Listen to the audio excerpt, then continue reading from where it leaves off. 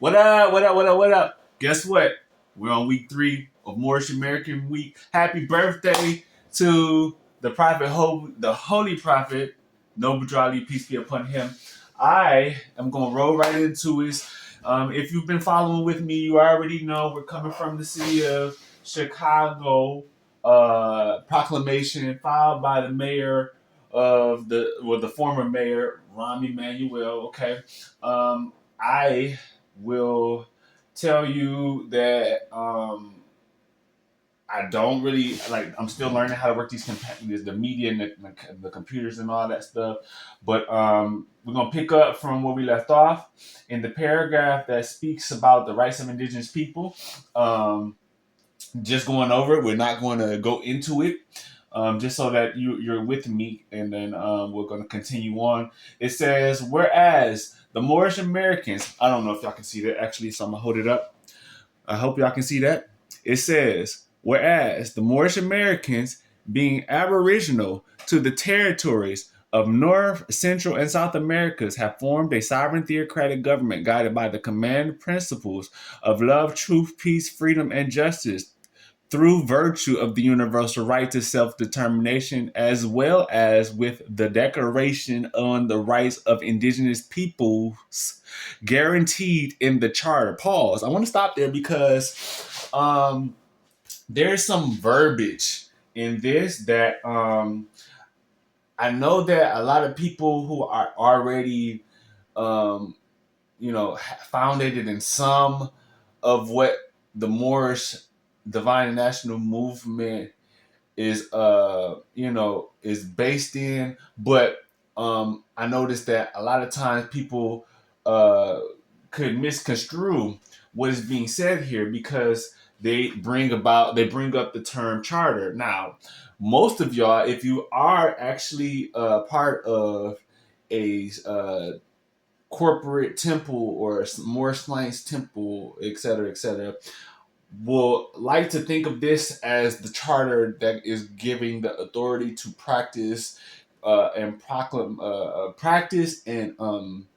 express or teach the prophet teachings. But I'm going to say that, like what is said here, right, by Rahm Emanuel on the rights of indigenous peoples, I'm going to show you what I have found that would more so align with what is being said in the context of what is being said, okay? And that will take us to here. The the United Nations Declarations on the Rights of Indigenous Peoples, okay? If you scroll here, and I encourage all of Moorish people or people of African descent in America who have not the knowledge of their Moorish ancestry to take a look at this and follow along with me. Okay. Basically, this is a document that was produced by the United Nations. Okay. And in a way to, uh, you know, um, verbalize said protections for the indigenous peoples around the world and in the United States. Okay, um, if you look at the annex section that I'm trying to go to and about at the same time, right? Because this is a part of the document. It's telling you about what happened at the General Assembly. It says, guided by the purposes and principles of the Charter of the United Nations. There go that word again, the Charter. This is what I say they're referring to, and good faith in fulfillment of the obligations assumed by states in accordance with the charter. If you know, you know.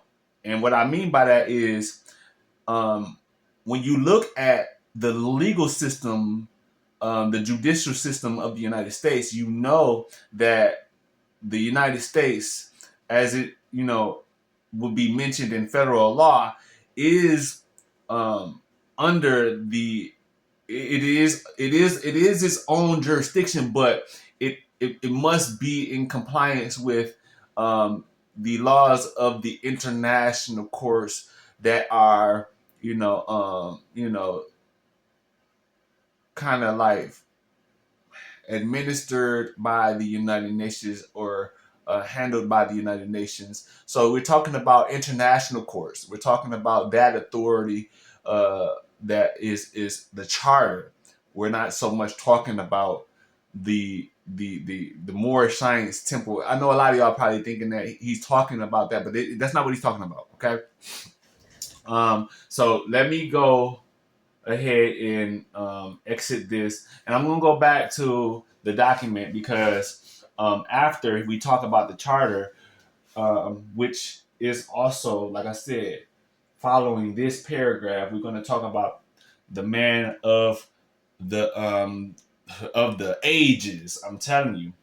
Whereas on January 8th, 1886, Noble Drew Ali was born in the state of North Carolina, destined to become the first patriot of his mentally enslaved Moorish American people.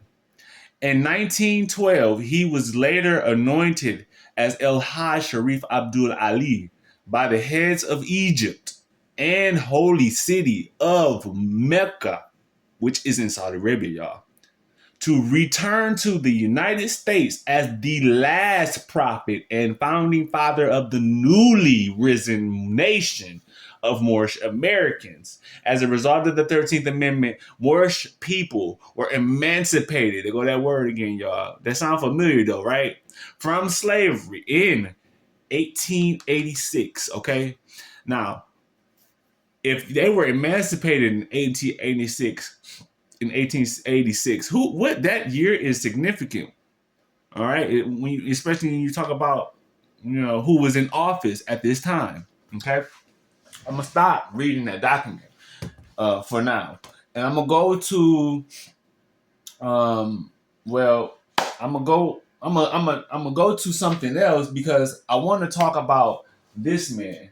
Okay, who was who was the he was the angel. He was sent here by Allah to send his message to the different corners of the world, addressing the nationality issues, the identity, and the culture that is the true identity for the people of Africa and African descent in all the Americas, whether it be North, South, and Central America. Okay, so that's very big. That's very important. So, Prophet Noble Drew Ali was born among the members of the Cherokee tribes in the state of North Carolina. It marked the first time the spirit of a prophet of Allah had been on earth since 1400 A.D., 486 years, who at the time was Prophet Muhammad II. After reaching the age of manhood, the prophet went to Egypt. The Egyptian sages, who were wise men of the Middle East, knew of the coming of the Western prophet before he set foot on Egyptian soil. When the prophet arrived, the sages took him to the Egyptian college where Jesus of Nazareth attended almost 2,000 years before. The sages put the straps on his back. The prophet went through the halls of learning, as did Jesus before him. The sages took the prophet to the great Egyptian pyramids located in the desert, where the first prophet Desire of about 75,000 years before wrote on the walls of the pyramids revelations of the future. In the pyramids, the sages took the prophet 2,000 feet down into the secret chambers where he conquered the spirits of the fire, water, earth, and air.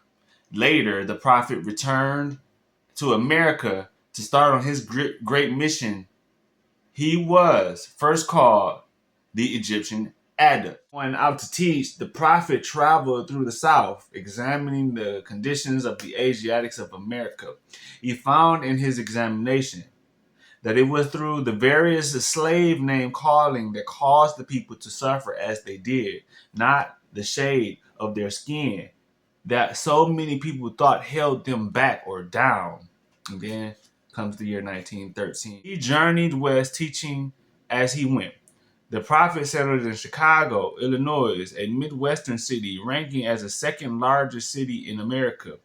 Later, the prophet's home and headquarters was located at 3603 Indian Avenue, Chicago. After gaining members in Chicago, the prophet told him in a statement, okay, we're talking about Chicago again because he went back to Chicago. Clearly, he had to go to Germany to intervene, or to Europe, and he came back to Chicago. All right, and told them in a statement, if the star and the crescent didn't appear on December 18th, then I am not a prophet of Allah. Friday, December 18th, 1865, the star and the crescent appeared in the heavens. Allah's sign to man that Nabi Ali was his prophet, and that Islam hung low in the western skies, which was printed in the European newspaper across the nation. That's the end of part one for the Prophet Nabi Ali.